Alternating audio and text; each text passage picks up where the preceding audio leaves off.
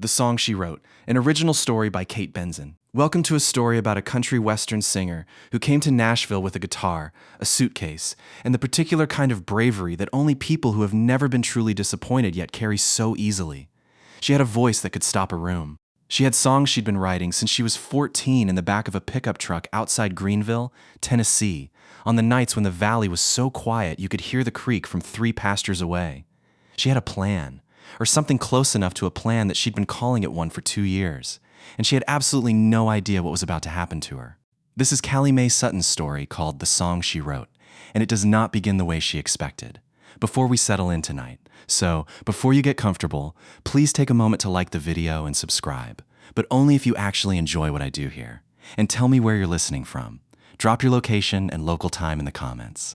I love knowing where in the world people are when they close their eyes and let a story in. Whether you're in your bed in Memphis at midnight or sitting in a parking lot somewhere in the Pacific Northwest at 11:15 because the apartment is too loud, welcome. This full story is read aloud to help you settle in for the night or as a quick break in the middle of the day. If you have trouble falling asleep, you're in the right place. Whenever you're ready, you can begin to close your eyes. Let your body settle into whatever position feels most comfortable, allowing the surface beneath you to fully support you. Let go of all your tension. Take a slow breath in and gently let it go. And again, breathing in and out. There's nothing you need to do, nowhere you need to be. This is simply a quiet space, a slow moment, just for rest. You may notice your thoughts beginning to slow, like distant sounds fading into the background. Your shoulders soften, your jaw relaxes. Your breathing becomes slower, steadier, more relaxed with each breath. If you'd like this story to continue gently through the night, you can right-click the video and choose the option to loop. Now, allow the day to drift a little further away. Let your thoughts slow down and let yourself drift. And follow the calm, steady rhythm of another time. Now dim those lights, get comfortable, and let's ease into tonight. Tonight you will find yourself in another place, another time. The air is softer here, the pace is slower, and the world moves without urgency, without noise, without interruption. There's nothing you need to do, nowhere you need to go. You can simply observe and let each moment pass as gently as it arrives. If you'd like the story to continue while you sleep, you can set the video to loop. Now, take a slow breath and let the world around you begin to fade as you drift into the quiet rhythm of history. I think you're ready now. Let's begin.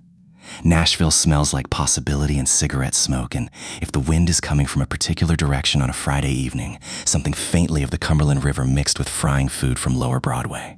Callie Mae Sutton had been told this before she arrived. She'd watched enough YouTube videos about moving to Nashville, read enough Reddit threads from hopeful singer-songwriters, consumed enough cautionary and encouraging content to fill a small library, and she had decided, after all of it, that she was ready. She was 24 years old. She was from Greenville, Tennessee, which is a perfectly fine town that nobody has ever called a launching pad for anything except the drive to somewhere else. She had graduated from a community college with an associate's degree in business administration, which she had pursued not because she wanted to be in business administration, but because her mother had made a very reasonable argument about having something to fall back on, and Callie had been young enough to agree without fully believing it applied to her. She had been playing guitar since she was 12, writing songs since she was 14, performing at every venue in Greenville and the surrounding 3 counties since she was 17. County fairs, church benefits, the annual Bluegrass Festival in Mosheim, birthday parties for people she barely knew, a wedding for a couple who'd specifically requested that she not play anything too sad, a request she had honored for approximately 4 songs before she forgot and played something. Devastating. The couple was still married. She took partial credit. She arrived in Nashville on a Tuesday in late September with her guitar in its case, a rolling suitcase that had belonged to her grandmother and had a handle that stuck if you tried to extend it past the second click, and a duffel bag full of clothes and the kind of naive hope that looks, in retrospect, exactly like what it is. The last few weeks before Experience arrives and takes a seat, the apartment she'd found online was on a street in East Nashville that had been described in the listing as up and coming, which in real estate language means currently a little rough, but we've added a plant in the listing photo to imply otherwise. It was a one-bedroom on the second floor of a converted house, and it had a window in the kitchen that looked out onto a neighbor's air conditioning unit, and beyond that, a distant strip of sky that turned a remarkable shade of pink at sunset if you stood at just the right angle while leaning over the sink. She had decided, on the first evening, that this made it worth the $940 a month she could absolutely not afford. She had a job at a coffee shop 4 blocks away that paid enough to keep the lights on if she was careful, and she had, before she left Greenville, been introduced through a mutual acquaintance to a man named Ray Briggs. Ray Briggs was, depending on who you asked, either a well-connected music industry professional with real relationships on Music Row, or a middling manager and independent label owner who had been adjacent to actual success for 20 years without quite achieving it himself. He was 51 years old. He had gray at his temples in the way that certain men like to have specifically because they've been told it makes them look distinguished. He had an office in a building off Demon Braun Street where he kept framed photographs of himself with artists you'd heard of. When you looked closely at the photos, though, none of them appeared to be looking at him with any kind of warmth. They were just posing for the camera. Ray had a way of talking about the music industry as if he were an important tour guide in a country he owned. Callie had met him at a showcase in Greenville. He'd driven up from Nashville for reasons that were never entirely clear, although she later came to understand that driving to small towns to find young, talent-rich, experience-poor performers was, in fact, his entire business model. He'd introduced himself after she played, handed her a card, said she had a real shot at becoming a star. She'd smiled and taken the card and put it in her jacket pocket. Then, for 2 weeks, she'd left it there without calling, turning it over in her mind during the daily drive home from the coffee shop where she worked, and during the evenings when she played on the porch and watched the dark settle over the valley. But eventually, she had called him. He had been encouraging in the way that people are when they have a specific purpose in being encouraging. He'd asked her to send recordings, so she did. He had raved about her talent, said they were excellent. She knew they were first-rate, so she wasn't suspicious. He had proposed a management agreement and a recording contract through his independent label, Horseshoe Hill Music, and he had explained the terms in a phone call that lasted 45 minutes and included enough industry terminology that Callie had nodded along while writing the words she wasn't sure about on a notepad beside her phone. Maybe she'd look them up. After looking at the new vocabulary again later, she had looked them up. She had understood most of what she found, but not all, and this is the part that would cost her everything for the next 2 years. The specific clause buried in Section 9, Paragraph 4 of the recording contract she eventually signed, stated that all songs written during the term of the contract were the intellectual property of Horseshoe Hill Music, that the term of the contract was 5 years, with options to extend at the label's sole discretion, and that the signatory waived the right to record independently or seek representation from any competing entity for the duration of the term plus 18 months following. What a disaster she'd gotten herself into. She had signed it the day she arrived in Nashville. Ray had met her at a coffee shop on Gallatin Avenue, spread the papers across the table with the practiced ease of someone who had done this dozens of times, and she had signed where he indicated, her grandmother's pen moving across the paper while he talked about the connections he was going to make for her and the plans he had and the fact that she needed to trust the process. And she had taken him at his word and trusted the process. For 9 months, she trusted the process while Ray took her into studios to record demos that he said he was shopping to labels, while she continued working at the coffee shop, while she played the occasional small gig he arranged for her at venues where the audience was thin. The connections he had promised never quite materialized. For 9 months, she wrote songs. She was always writing songs. She couldn't stop writing songs. They came to her the way thoughts come to people who think in music, and she filed them away in the notebook she kept on the kitchen counter, and sometimes in the Notes app on her phone when a line arrived unexpectedly on the bus. And then on a Wednesday morning in June, 14 months after she'd arrived in Nashville, she was sitting in a booth at a diner on Nolensville Pike, nursing a coffee that had gone cold, when her phone rang. The voice on the other end was a woman named Trish who worked at a music publishing company, calling because she had been approached by a songwriter named Kyle Mercer who wanted to record a song called Back Road Weather, a song that Callie had written in the truck outside her mother's house in Greenville when she was 19, and that she had always considered among the best things she'd made. Trish was calling to sort out the rights. Trish suggested that Callie should contact your management about this. Trish said carefully, in the tone of someone who is trying to be diplomatic about information that isn't diplomatic. She told Callie that it looked like the publishing rights for this song were registered to Horseshoe Hill Music, LLC, about 6 months earlier. She added that the song was listed under the co-writer credit of Ray Briggs.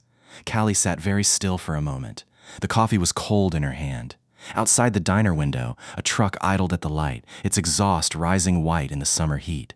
She knew that she didn't co-write that song with Ray Briggs because she wrote it before she had ever met him. There was a brief pause. Trish suggested again that Callie should contact her management about the situation. Callie drove to Ray's office on Demonbrunn Street at 11 in the morning. She had called ahead. He was there, behind his desk, in a chair that was positioned slightly higher than the chairs on the visitor's side of the desk, which she now recognized as a deliberate arrangement. He looked up when she came in with the expression of a man who had been expecting this conversation and had prepared for it. "Back road weather," she said. "Sit down, Callie. I wrote that song when I was 19 years old. Before I ever met you, I did not co-write it with you. Your name isn't on it. Your name is on a contract," Ray said. "That assigns publishing rights to Horseshoe Hill Music for all songs created during the term. And during the term has been interpreted by our legal team to include songs brought into the relationship at the time of signing, which were incorporated into the Horseshoe Hill catalog by agreement." "I never agreed to that." "You signed the agreement," he said, "which is the same thing." She looked at him for a long moment. He looked back at her with the practiced calm of someone who has had this conversation before and has never lost it. "There's also the matter of the royalties from the demos we shopped," he continued, opening a folder on his desk. "You'll see that under the terms of the agreement, demo production costs and promotional expenses are recoupable against artist royalties. When you factor in the studio time, the mixing, the shopping fees, the administrative overhead, you're currently in the negative with the label, which means any royalties from licensing Back Road Weather would be applied to that deficit first." "There haven't been any royalties," Callie said. "There haven't been any net royalties," he said, "after expenses." She left his office 20 minutes later, walking down Demonbrunn Street in the June heat with her hands shaking slightly and the sound of a city that was completely indifferent to what had just happened to her. She sat in her car for a while. She called her mother, got the voicemail, left a message that said she was fine and would call back later. She sat with her hands on the wheel and looked at the dashboard and thought about the song she'd written in the truck outside her mother's house when she was 19, and about the fact that it now had Ray Briggs's name on it, and about the contract she had signed with her grandmother's pen on a table at a coffee shop 14 months ago while he talked about the process she was supposed to trust. She thought about a lot of things. Then she found a lawyer. The lawyer's name was Dennis Farrow, and he worked out of a shared office space on Murfreesboro Pike above a dry cleaner, and he charged $250 for an initial consultation, which Callie paid with the credit card she used only for emergencies. He wore glasses that kept sliding down his nose and had a habit of pushing them back up with his index finger while he read. As he read the contract she'd signed with Ray Briggs, he kept hidden the expression of someone who was trying very hard not to react visibly to something distressing. "This is not a great contract," Dennis said finally, looking up. "I understand that now." Section 9 is particularly, he pushed the glasses up, aggressive. The co-writer provision is unusual. The recoupment clause is structured in a way that would make it essentially impossible for you to earn net royalties for years, even on a commercially successful song. And the term, with options to extend, means that if Horseshoe Hill exercises those options, you could technically be locked in for up to 11 years. Callie stared at him. 11 years, she said. "If they exercise all the options," Dennis said. "They may not, but they have the right to." She asked him what her options were. He pushed the glasses up again and gave her the answer that lawyers give when the answer is not good, which is to say, he gave her several options surrounded by so many qualifications and caveats and possibilities that by the time he was finished, she was not sure whether she had 3 options or no options or some theoretical hybrid of both. The most direct path, he said, was to challenge the contract on grounds of unconscionability, arguing that the terms were so one-sided as to be fundamentally unfair. Or she could try fraud if she could demonstrate that Ray had misrepresented the terms during the signing process. Either path would involve litigation. Litigation would cost money. How much money? He pushed the glasses up and explained that it could potentially cost a great deal. There would be discovery, depositions, possibly a trial. It could take a year or 2 years or even longer. And Ray Briggs, he noted carefully, was not without resources. He had been in the Nashville music industry for a long time and would have legal representation familiar with exactly this type of dispute. "What's the quickest thing I can do right now?" Callie asked. Dennis thought about this. "Document everything," he said. "Keep every communication. Get copies of everything you signed, and stop writing songs, if you can. The longer you continue under the contract, the more material falls under their control. Stop writing songs. She drove home from Dennis's office, thinking about this instruction the way you think about someone telling you to stop breathing. Yes, theoretically possible, but practically unimaginable. She wrote songs the way some people kept journals, the way some people ran in the morning, the way some people talked to themselves in the car. She did not know how to stop writing songs. She paid Dennis a retainer of $800, which she pulled from her savings. He told her he would review the contract further and be in touch within the week. He called her 4 days later to tell her there were some complexities he needed to research further. He called her 2 weeks after that to say he had some initial thoughts he wanted to share. He called her 3 weeks after that to say there had been a family situation and he would be in touch shortly. After that, his phone went to voicemail. She drove to the office on Murfreesboro Pike and found that the dry cleaner was still there and the office above it was empty, the shared office space apparently having closed its doors. A woman from the dry cleaner told her, with the weary sympathy of someone who had answered this question before, that the lawyers had moved out about 3 weeks ago without much notice. Callie stood on the sidewalk outside the dry cleaner and looked at her phone and looked at the empty windows above and thought about $800. The thing about Nashville, and this is something that nobody in the YouTube videos or the Reddit threads had really been direct about, is that it is full of people in exactly Callie's situation, people with genuine talent and genuine dreams and genuine bad luck, and the city has a limited supply of sympathy for any individual version of that story because it has heard so many of them. The coffee shop where she worked had 3 other singer-songwriters on staff. The apartment building where she lived had 2 more. The city absorbed them all, gave them work and open mic nights and the distant possibility of something more, and went about its business with the smooth efficiency of a machine designed specifically for this process. She had been late on rent twice. She was now 2 months behind. The landlord, a patient man named Mr. Oduya, who owned the building through a property management company and had heard many stories from many tenants, had given her until the end of the month. The end of the month was 11 days away. She did the math that she had been avoiding doing and found that after her minimum credit card payment, her car insurance, her phone bill, and what she owed on her tab at the coffee shop's supply account, which she'd set up for espresso beans she was making at home, because the coffee at the apartment was terrible and she'd thought it would save money, which it had not. She had approximately $412 to her name. She gave her notice at the apartment on a Thursday. She packed her rolling suitcase and her duffel bag and her guitar into her car. A 2011 Honda Civic with a slow leak in the left rear tire that she filled at a gas station every 3 days. And she parked that car in the lot behind a church 2 streets over from where she used to live, because the lot was not monitored at night and the church people, she had noticed, did not arrive until 8:30. On weekday mornings, which gave her time to be elsewhere before anyone asked questions, she was not, technically, homeless. She had a car. She had a city around her that was full of coffee shops and library branches and friends' couches she had not yet called in because calling them in felt like admitting something she was not ready to admit. She was fine.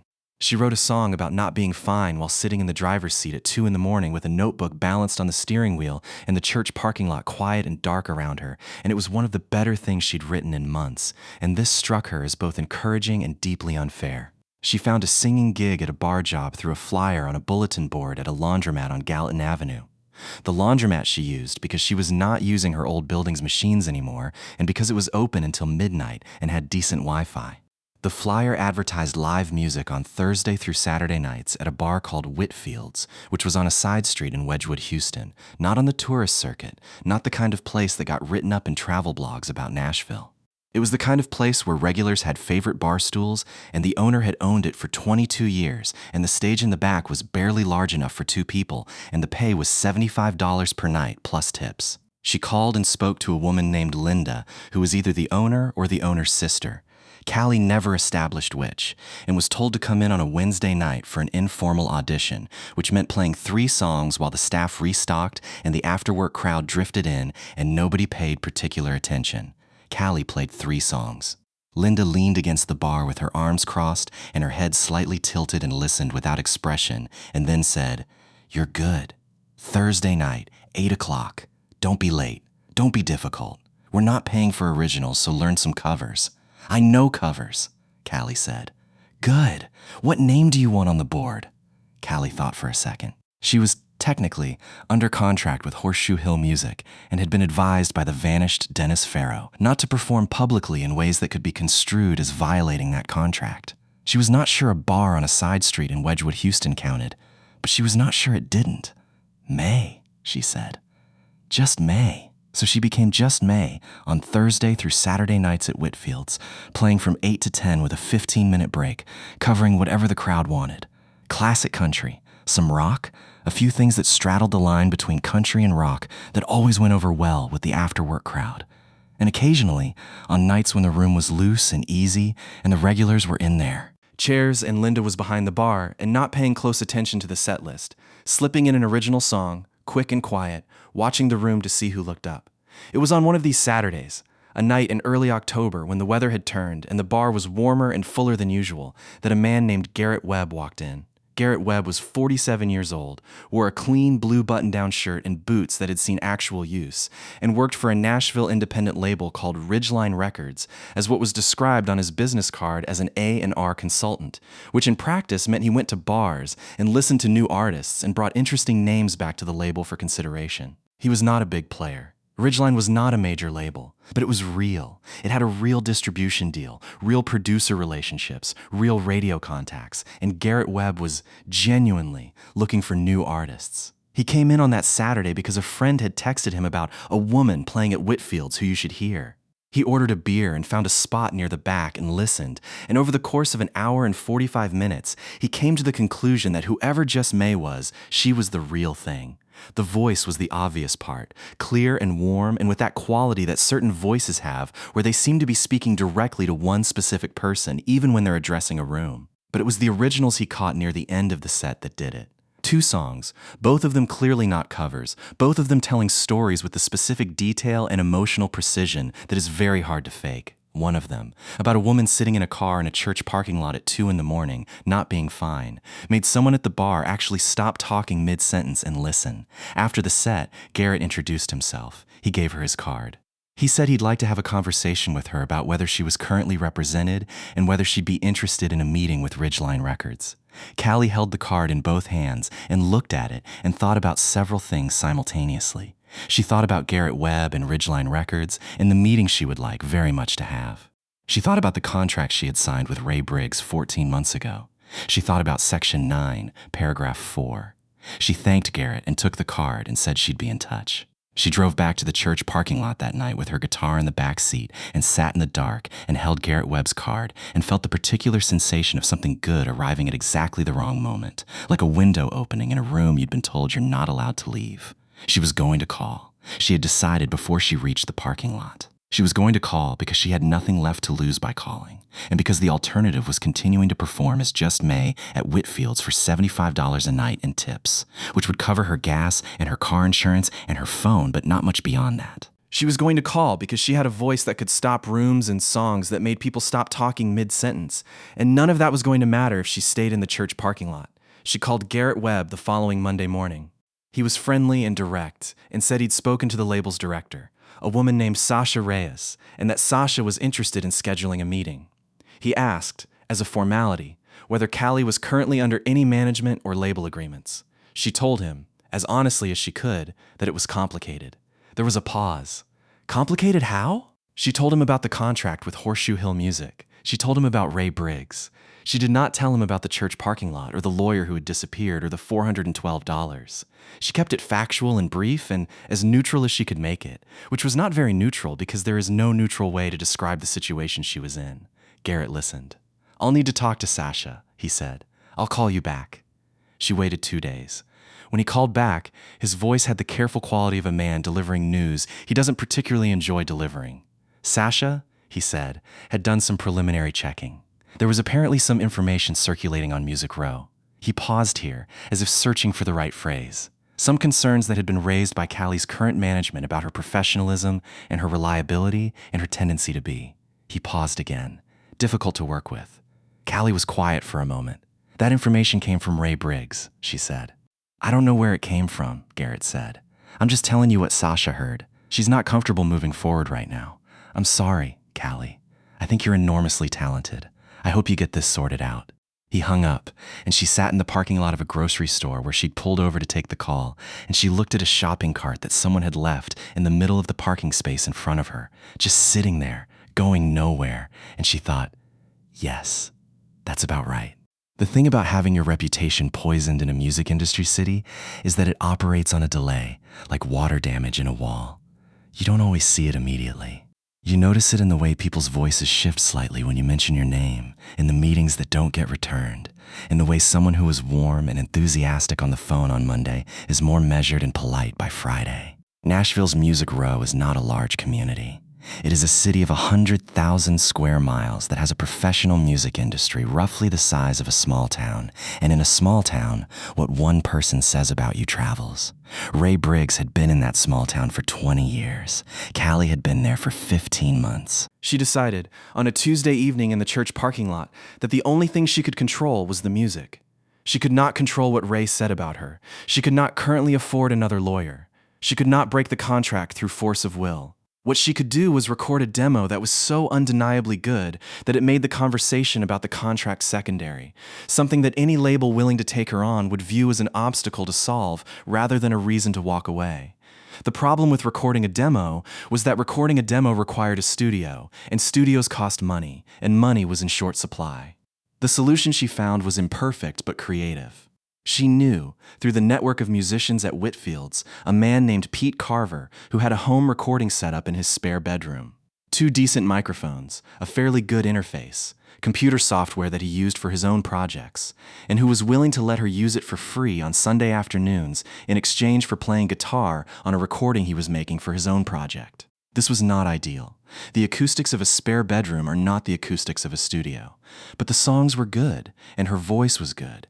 And good songs recorded imperfectly are often more compelling than mediocre songs recorded perfectly, which is a thing that is true and that the recording industry periodically rediscovers and then forgets. She spent 3 Sunday afternoons at Pete's house on the South Side, recording 6 songs, 5 covers for practical demonstration purposes, and 1 original.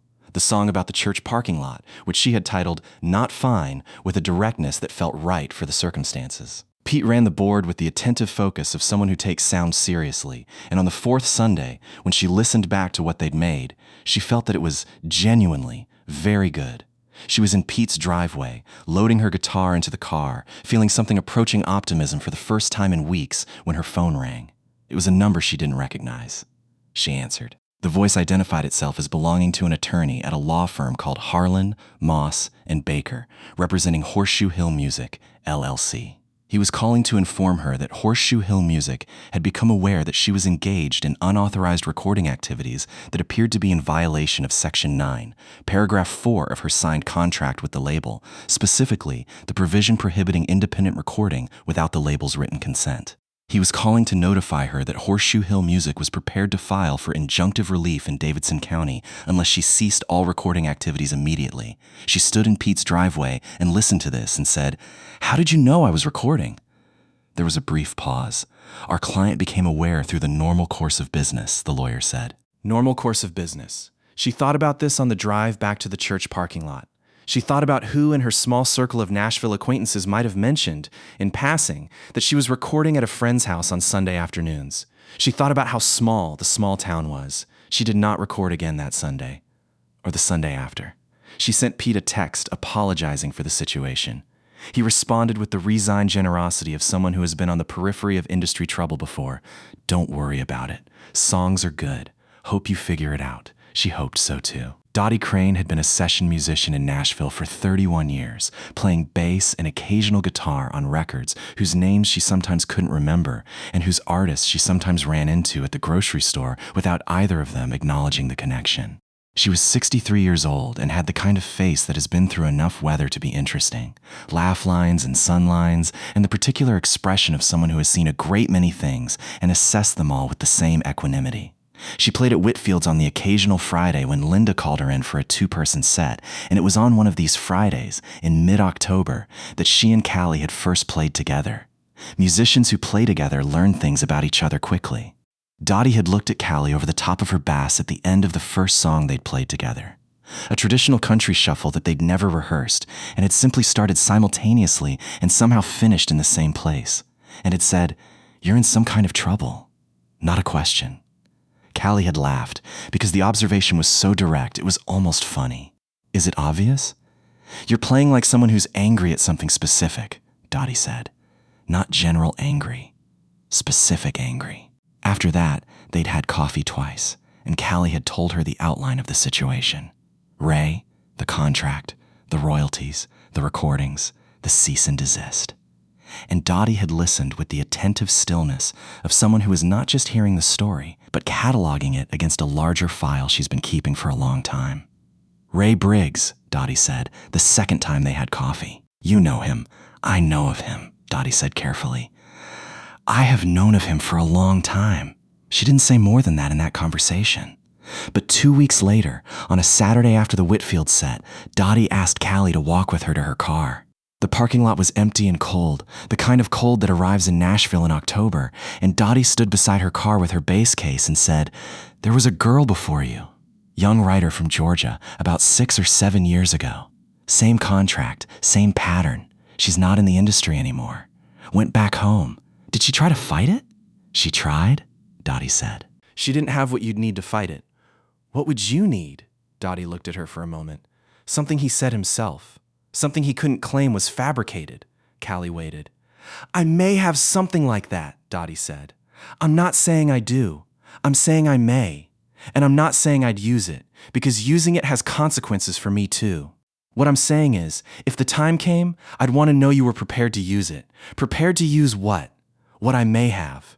It was, as conversations go, not particularly clarifying.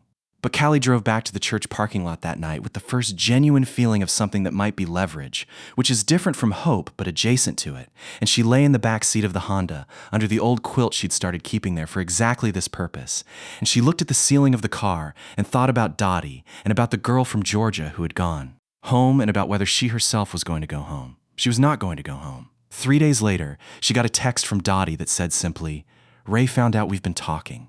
Be careful." She stared at the text for a long time. Then she wondered, how? How did Ray know she and Dottie had been talking? Nashville was a small town, but it was not that small. She had not mentioned Dottie's name to anyone. She had not mentioned their conversations. She had not posted anything publicly.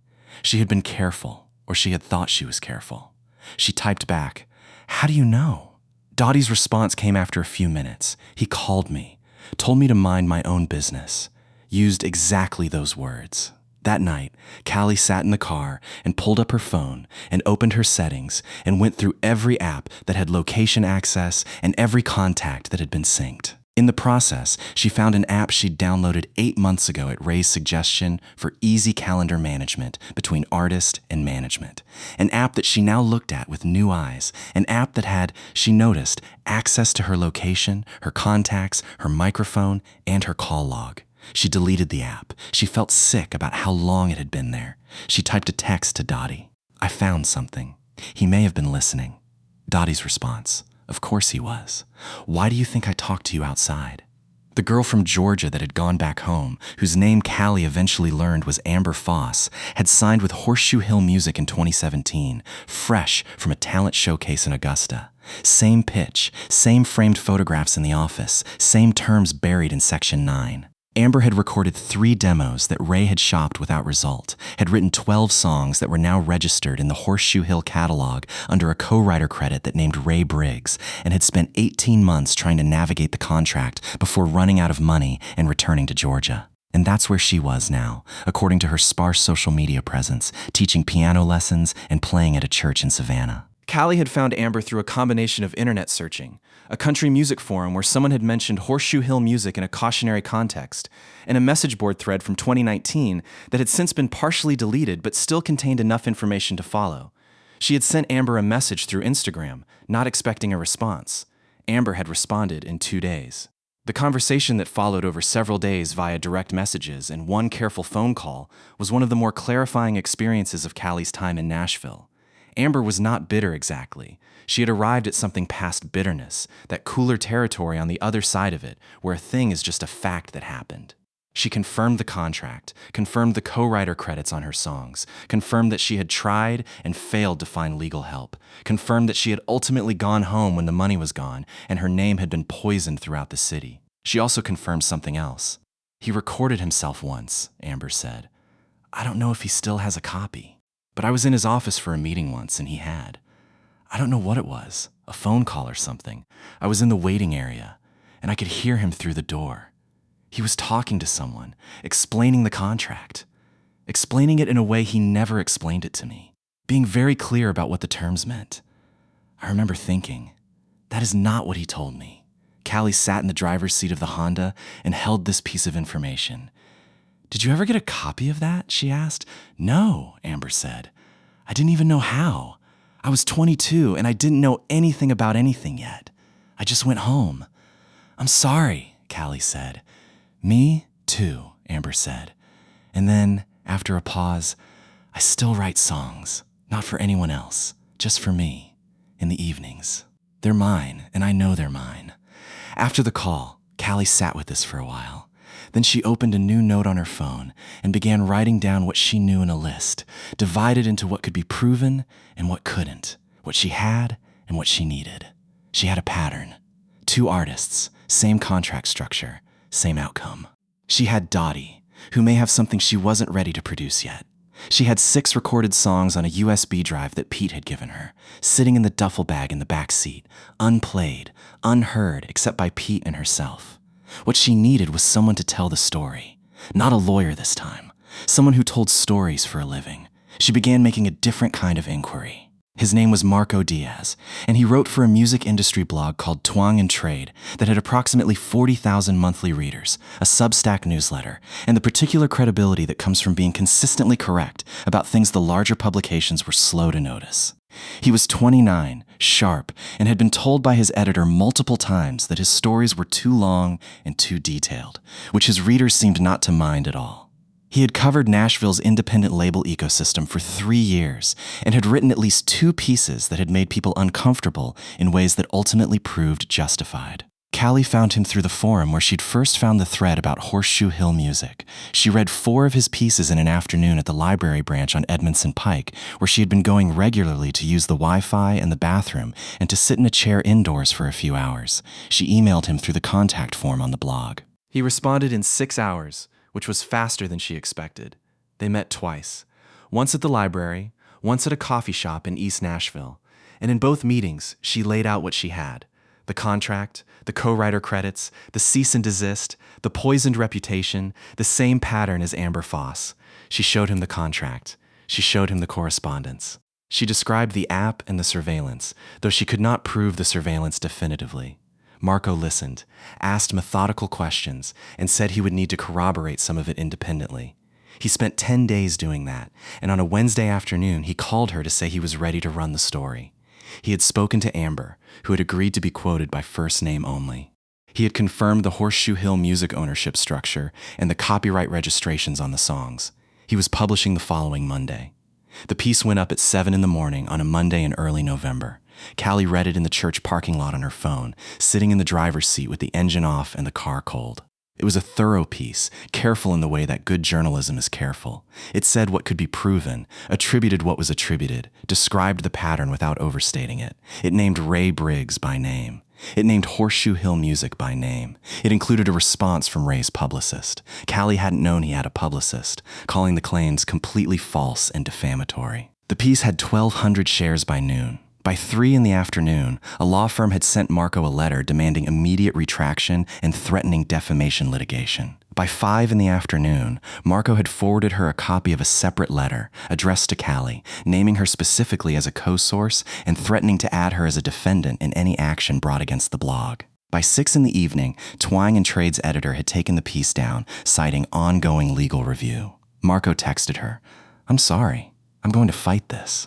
But they moved fast. By 8 in the evening, a Google search of Callie Mae Sutton in Nashville returned on the second result, a legal filing notice from Davidson County that named her in a defamation counterclaim. She sat in the church parking lot and read all of this on her phone and listened to the November wind move through the trees along the back edge of the church property.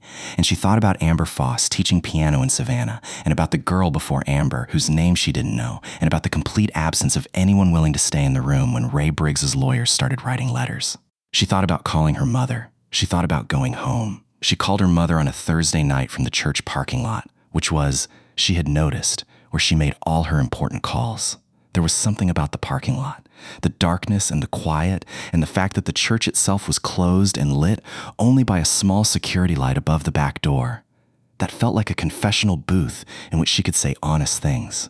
Her mother, Barbara Sutton, was a practical woman who ran a small insurance office in Greenville and had opinions about most things that were sensible and some that were delivered with a certainty that did not always correlate to the evidence. She had been broadly supportive of Callie's Nashville move in the way that a mother is supportive when she's not sure it's a good idea, but has decided to be supportive because being unsupportive has its own costs. She had listened to the updates over the past 15 months with a careful neutrality that Callie respected and also occasionally found infuriating. "Come home," Barbara said, within approximately 3 minutes of Callie finishing the summary of the current situation. "Mom, Callie, you're sleeping in your car. It's a temporary situation. Come home. You can sleep in your own bed. You can figure out the legal thing from here. You can write your songs from here. The songs don't care where you write them." This was true. The songs did not care where she wrote them. She had written some of her best things in the church parking lot. "If I come home now," Callie said slowly, working through it as she said it, "I'm leaving. And I don't mean leaving Nashville. I mean leaving the thing. And once I leave the thing, I know myself well enough to know I won't come back. I'll teach guitar lessons and play at the community arts center, and that will be my life, and it will be a fine life, and I will always wonder." Silence on the line. "So what's your plan?" her mother asked. "I'm working on one." More silence. "I'm sending you $300, Barbara said. "You don't need to." "I know I don't need to. I'm going to. Don't argue with me about it, Callie." She did not argue with her mother about it.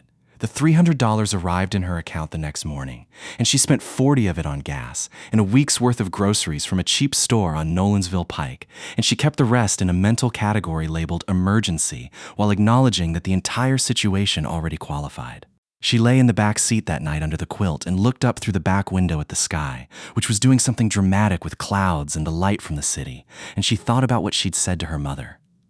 "I'll always wonder." She had said it as an argument against going home. But lying there in the dark, she could hear it differently. She heard it as a confession about what she was really afraid of. Not failure, not the lawsuit, not Ray Briggs. She was afraid of wondering, of the question she would carry the rest of her life if she walked away now. Her phone buzzed. It was a text from Dottie that said, "I found it. I've had it for 6 years. I didn't know what to do with it. I think I know now. Call me tomorrow." Dottie Crane had been in the office 6 years ago, when Ray Briggs had taken a phone call in his office that he had not been aware she could hear. She had been there for a session. She had played bass on 2 demos he was producing, which was work she'd taken because it paid and because work that pays matters. And she had been in the small reception area outside his office, waiting to pick up a check while he was on the phone.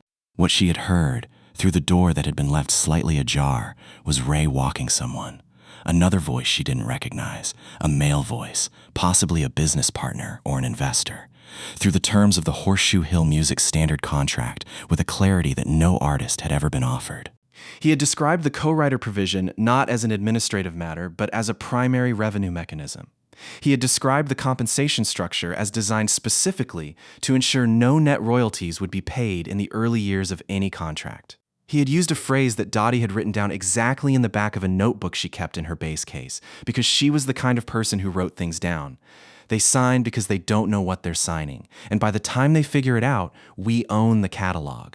And she had recorded it. She had not done so deliberately, at least not entirely deliberately. She had a habit of voice recording notes to herself on her phone, musical phrases, ideas, reminders, and her phone had been in her jacket pocket with the recording app left open from earlier that day. She had not realized it was recording until she got home and found the audio file. 12 minutes of conversation through a door, the audio quality of a phone in a pocket, but clear enough, the voices distinct enough. One voice was unmistakably Ray's. She had kept it for 6 years without knowing exactly why. The musician before Callie, the girl from Georgia named Amber, had been fighting her situation when Dottie first heard about it. And Dottie had thought about coming forward and had not, for reasons that were complicated and that she examined now, 6 years later, with the unflinching clarity of someone who has had time to sit with a decision she's not proud of. She had been afraid. She had work in Nashville. Ray had connections. He had demonstrated, in the 6 years since, that he was willing to use those connections against people. She had a mortgage and a career, and she had been afraid. She was still afraid. And she told that to Callie over coffee at the library branch on Edmondson Pike, sitting in the reading section behind a display of large print novels. She was 63 years old and she had a mortgage and she was afraid. "But I'm also tired," Dottie said, "and I'm angry. And I watched him do this to that girl from Georgia, and now I'm watching him do it to you, and I don't think I want to die having heard that recording and done nothing." She played it for Callie on her phone, holding it between them on the library table, both of them leaning in. The audio was dim and muffled in places, but the words were there, and the phrase. They sign because they don't know what they're signing, and by the time they figure it out, "We own the catalog," came through with a clarity that made Callie close her eyes for a moment and exhale. "Can I use this?" Callie asked. "You can have a copy," Dottie said. "What you do with it is your decision. I'll back you up if it comes to that. I'm not saying it won't cost me something. I'm saying I'll back you up." Callie looked at her across the library table. "Why now?" Dottie was quiet for a moment. "Because you haven't gone home yet," she said. She transferred the file to Callie's phone. Callie sat with it on the library table, this 12-minute audio file that was either a weapon or a reckoning or both, and she thought about what to do with it. A lawyer would say that she should take it to the appropriate authority and use it in litigation, that she shouldn't deploy it publicly until the legal strategy is established. Someone with more resources would say, hire better representation with this as leverage. Marco, the journalist, had already had his piece pulled and was dealing with his own legal situation. She had neither a lawyer nor resources. What she had was a show. She had known about the Songwriters Circle showcase at the Bluebird Cafe Annex, not the Bluebird itself, the famous one, but the secondary space on the same property that hosted monthly industry showcases for emerging songwriters. The kind of event where A&R representatives and producers and label people sometimes sat in the back rows and listened. She had known about it for months. She had been too afraid to submit, then too tangled in the legal situation, then afraid again. The submission deadline for the November showcase was in 2 days. She thought about the recording in her phone. She thought about the USB drive with 6 songs in the duffel bag in the back seat. She thought about Amber Foss teaching piano in Savannah. She thought about what she'd told her mother. "If I go home," would always wonder. She submitted her paperwork. The night of the showcase was cold and clear in the way that Nashville in late November can be when it decides to be beautiful despite itself. The sky, a deep, clean black over the interstate, and the lights of the city holding still for once. No wind. The kind of night where sound carries and the air feels thin and clean against your face when you walk from the parking lot to the door. Callie got there an hour early. She sat in the green room, which was, in this case, a small storage room off the main hallway with a folding chair and a mirror and a coat hook, and tuned her guitar 3 times. Her hands were steady. This surprised her. She had expected them to shake. There were 6 performers on the bill. She was 4th. She had been given a set of 3 songs in approximately 25 minutes, and she had spent 10 days deciding exactly which 3 songs to perform and exactly what to do with 25 minutes. She had decided to play the truth, not metaphorically, literally. She was going to play what had happened to her, because it was what she had, because it was the most specific and precise material she possessed, because specificity is what makes country music work and what had always made it work, going all the way back to the fiddles on the Appalachian porches. She was going to play a song about arriving in Nashville with hope and a suitcase. She was going to play Not Fine, the song about the church parking lot at 2 a.m. And she was going to play the 3rd song last, a song she had written specifically for this night, in the church parking lot over 3 evenings, a song about signing something without knowing what you were signing and about the people who counted on that. She had titled it Section 9. Before the show, standing in the hallway near the stage door with her guitar case at her feet, she scanned the room through the small window in the door. She had heard, through Linda at Whitfield's, who had heard through someone who had heard from someone, that Ray Briggs had been told about the showcase. She did not know if this was true. She had spent the past week telling herself it didn't matter whether it was true or not, that she was going to play these songs regardless. She looked through the window at the back of the room. Ray Briggs was there. He was sitting at a high-top table along the back wall, second from the left, in a gray jacket, with a glass of something amber. He was talking to someone beside him, his head slightly turned, not looking at the stage. She exhaled through her nose. The first 3 performers played. She listened from backstage, one hand on her guitar neck, and thought about nothing except the order of chords in Section 9 and whether the bridge came at the right place. She had played these songs so many times alone in the car that she knew them past the point of conscious thought. And knowing them past the point of conscious thought was the only thing she fully trusted right now. The MC called her name. She walked onto the stage. The room held about 80 people. It was full. The lights were the usual kind, warm, slightly too bright on the face, the rest of the room appearing as a soft, general dark beyond the lights. She sat on the stool, provided, adjusted the microphone, played a single open chord to check the tuning, and looked out at the room. She couldn't see Ray from the stage. The lights were in her eyes. "My name is Callie Mae Sutton," she said into the microphone. "I'm from Greenville, Tennessee. I came to Nashville about 1.5 years ago.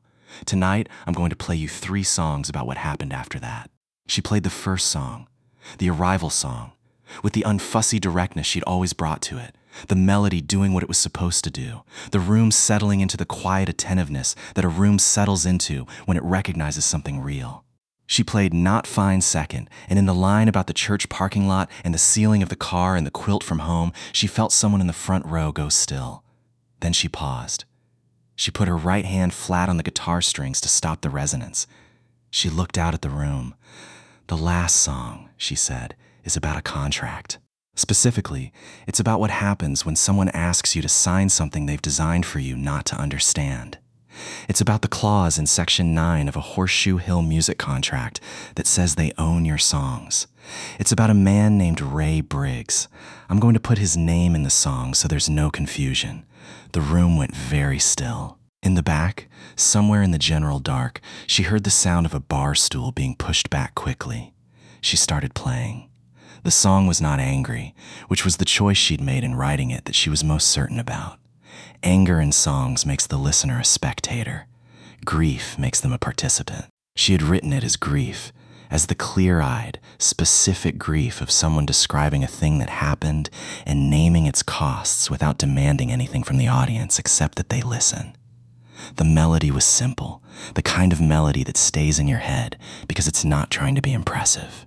The lyrics named what happened, the contract, the co-writer credits, the songs she'd written in the mountains when she was 19, the parking lot, the lawyer who disappeared, the girl from Georgia who went home. And in the bridge, she sang about Dottie's recording. She didn't say it was a recording. She sang about a door left open in a voice that said what it meant when it thought no one was listening, and about how sometimes the thing that saves you is the thing the person who hurt you forgot to lock away.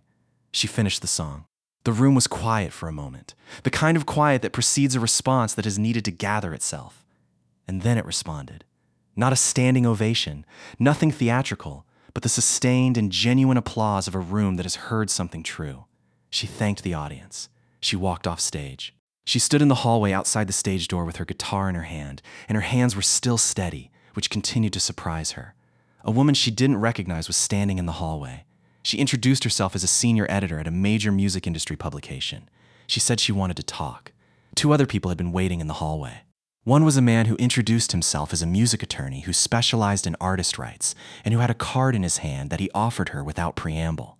The other was Marco Diaz, who had come because someone had texted him to come, looking at her with the expression of a journalist who has just watched a story announce itself in public. In the 3 weeks that followed the showcase, several things happened. The audio file, the 12-minute recording from Dottie's phone, was delivered through the music attorney whose name was Isaac Holloway to the appropriate licensing and regulatory authorities, accompanied by documentation of the contract structure and a formal complaint about the fraudulent co-writer credits on songs registered by Horseshoe Hill Music. Isaac Holloway had reviewed the recording and the contract and had agreed to take Callie's case, his fee contingent on outcome. He said this was because the case was strong and because he found Ray Briggs particularly irritating, which was a motivation she respected. The major music industry publication ran a piece. This one was not pulled. Ray Briggs's publicist issued a statement calling it defamatory. The statement was noted and the piece remained. A country music website with a larger audience picked it up and ran its own follow-up story that included a comment from Amber Foss, using her full name this time at her own insistence. Amber had called Callie 2 days after the showcase and said, "I heard what you did. I want my name on this." The defamation counterfiling against Callie remained pending, and Isaac Holloway had filed a response and told her it was likely to take a long time and cost a great deal of effort to resolve. He was not optimistic about a quick resolution. He was optimistic about the eventual resolution. These were, he explained, different kinds of optimism, and it was important not to confuse them. Horseshoe Hill Music did not immediately collapse. Ray Briggs did not immediately disappear. The Nashville music industry does not move at the speed of justice. It moves at the speed of reputation and conversation and the slow turning of professional regard, and those things take time. But conversations were happening, quietly at first, and then less quietly.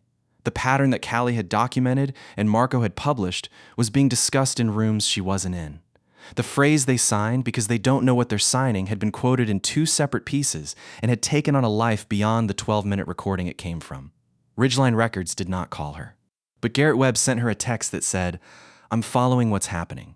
When the legal situation is resolved, I'd like to have that meeting." She did not sign anything.